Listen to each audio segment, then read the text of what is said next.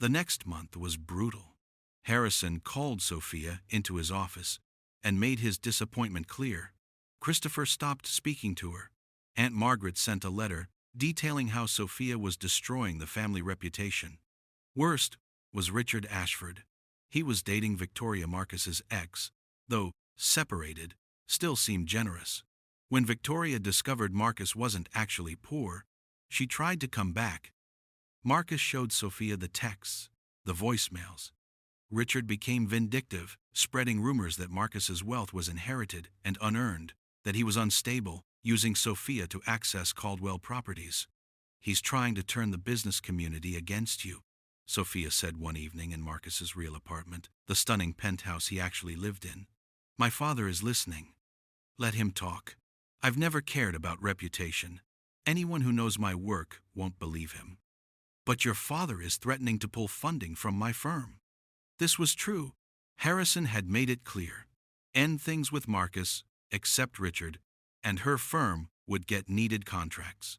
Continue this embarrassing infatuation, and she'd be on her own. "I could help." "No," Sophia was firm.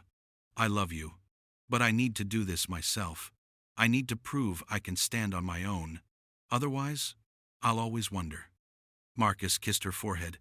"You're braver than you think." The confrontation came at the monthly family dinner. Sophia arrived with Marcus. The silence was deafening. "This is inappropriate," Aunt Margaret said immediately. "Marcus Chen, this is my family. Family, this is Marcus, my boyfriend." Harrison rose. "Sophia, I thought we agreed you'd come alone." "No, you told me to." I disagreed. She sat Marcus beside her. "Are we eating or just being uncomfortable?" "This is a family dinner," Christopher said. "He doesn't belong here." "Then I'll leave with him. Your choice." Richard Ashford laughed. "Always so dramatic, Sophia.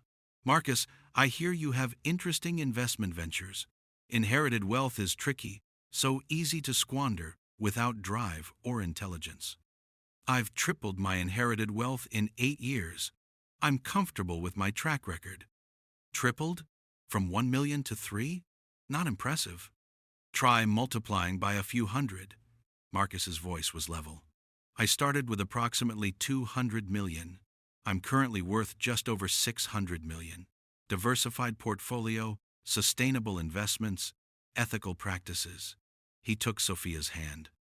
"I'm not here to compare bank accounts, Mr. Caldwell. I'm here because your daughter asked me to meet her family. Because I love her. Because I respect her enough to show up even when I'm not welcome." The silence was absolute. "You lied to her," Margaret said. "Let her think you were poor." "I worked at a bookshop and wore jeans," she assumed. I didn't correct her because I liked being seen for who I am, not what I have. Just like she didn't tell me about her family for the same reason. We were both wrong. We've addressed it. "This is insane," Christopher muttered. "Is it?" Sophia stood. "All my life, you've told me to be practical. Think about partnerships and mutual benefit. Marcus has both. He's wealthy, connected, brilliant, and ethical. By your own standards, he should be perfect. But he's not one of us." She looked at her father. "Neither am I, apparently, because I'd rather build affordable housing than luxury condos. I'd rather be with someone who makes me happy than someone who makes sense on a spreadsheet." She walked toward the door. "I love you all, but I'm done trying to be the daughter you want. If that means I'm not welcome anymore, then goodbye." "Sophia, wait." Her father's voice stopped her. Harrison looked older suddenly. "Your mother would have liked him." Tears pricked Sophia's eyes. "Yeah, she would have. I'm not saying I approve. I'm not saying this will be easy.